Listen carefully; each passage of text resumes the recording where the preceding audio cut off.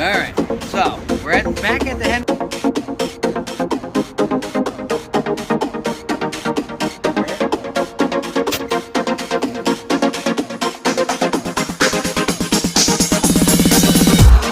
Law 219 here, and this is the final stage for me for prepping for the deer season, other than just watching trail cams. I like to do that too, to see what we're getting into, but this is one of my favorite parts, and this is getting the crossbow out and shooting it. A lot of people have a lot of opinions about crossbows. I've torn both of my shoulders, man. I can't shoot a compound. It's just, that's what happens when you get old and careless. So I use a crossbow. I use the Killer Instinct 370. Now if Killer Instinct ever sees this, I enjoy your products. The one thing I don't enjoy is the cheap optics you put on your package bundles, or that you sell in your little packaging, man. Make those things really solid, and I'll pay the extra 25, 30 bucks. I'm poor, but I'll still do it, as long as it gives me an edge to be more accurate. And having a crossbow, your scope is really a big part of that instrument, that weapon, as some people would say. So this is going to be my setup this year. I had to go back in my book last year because I missed a doe that's on the channel. It kind of fizzled out right to the point where it got to her and I shot under her. That's because it was a 22-inch bolt. Looking through the Killer Instinct's book for that crossbow, they don't recommend 22-inch bolts. So you learn the hard way. It was a clean miss. I didn't wound any animals or anything, but it was a very big learning curve there, because we're getting down to the nitty-gritty for the season to tag out, which I did. So I highly recommend that you look at your manual when you buy one of these packaged crossbows. Make sure you use the right stuff. You don't try to cheat the system. So I have figured out that these Carbon Express, you look on the channel, they shoot fine off of the Killer Instinct, but I've had problems with these breaking. Even breaking as I'm shooting targets. That's what I use these for now. I just shoot at the targets, and then when I'm ready, I'll shoot the bolts that I'm going to use for hunting that year. So keep all this information in mind. It's good information, I think, and you should be kind of up to par, especially if you run into problems like me with a bum body. So the broadhead I'm going to be using this year, of course, is the Schwacker. Now, if you go on the channel and look at me processing deer and showing you the holes that the Schwackers are putting in deer, it's absolutely amazing. Now, this design is pretty clever. As you see, it has the band on there. The blades, I'm sorry, I'm bumping the camera. The blades are reversed.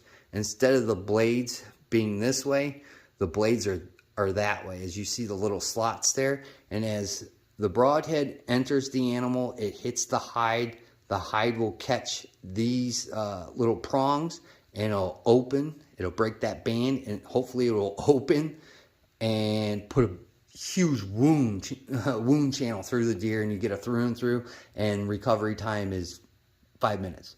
When I shot the Beanfield buck, it took us all 10 minutes to find him, and he was crumpled up underneath a tree.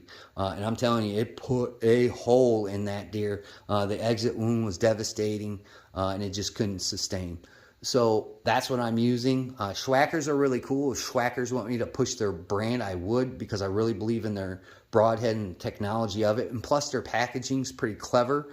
When you get a package of these, make sure you, first of all, you get the ones for a crossbow. If you're using a crossbow, get the ones for a compound if you use a compound.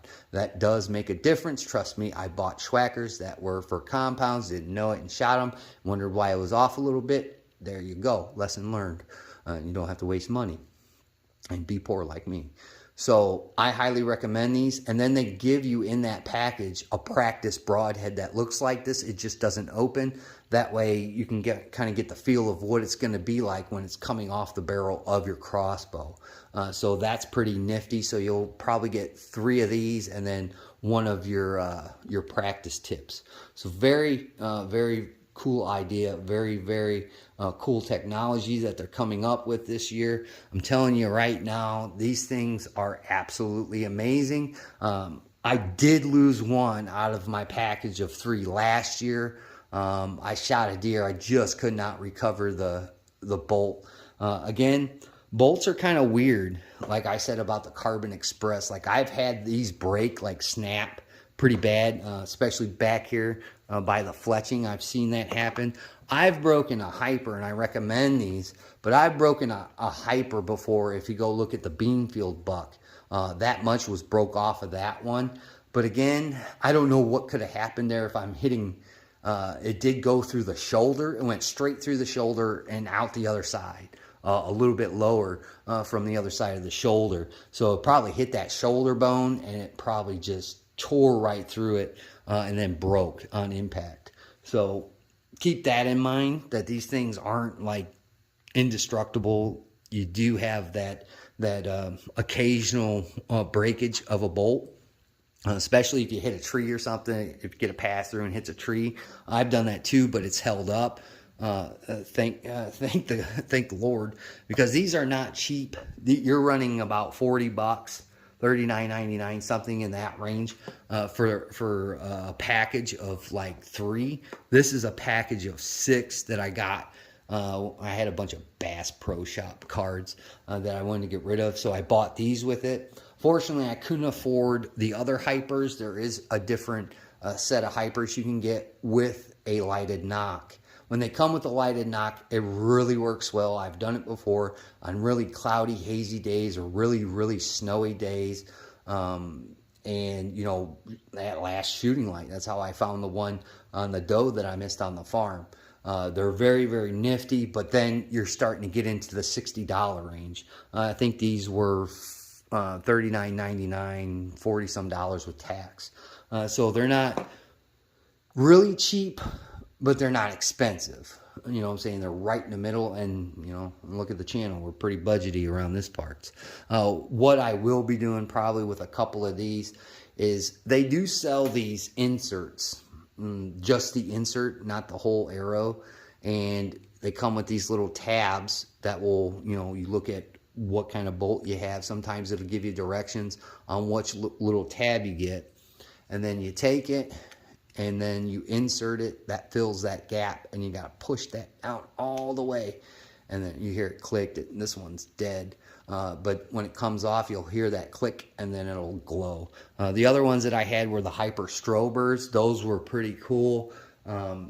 After all the tragedy that happened personally in my life, I cannot find the other ones that I had. I've looked. That's why I went and bought these. That's unfortunate, but it is what it is. But I can still, all you need is a pair of pliers. You can pull the knock out and insert these ones that you can buy separately. They do fit on the hypers just to make you a little bit you know, more comfortable. If you can't afford the whole kit and caboodle, you can get it in pieces and then, you know, piece it together. But I highly recommend you just buy them when they're already in there. They're already set. Now, I have seen people on the internet, because it is the internet, put a smidgen of glue. There's a lot, I don't know. See how that has that lip right there? A smidgen of glue around that tip to hold them in place. That way they don't fall out during flight or during impact. I didn't have to do that with these. I've shot them with these inserts, and they've stayed in before. But again, quartering away, quartering to, how you're shooting that deer kind of buckles a little bit, and you're hitting bone at that point. I don't know. A lot of my shots have been passers. I'm lucky like that. Really, patience is a virtue, because that's how I tagged out back-to-back years here, and hopefully to do it again this year. So this is pretty much the setup I'm going to use the next coming days. I'm just going to, every time I come home from work, set the block up, boom, rip off a couple of shots. You'll see those videos, see where I'm at, see if I have to adjust.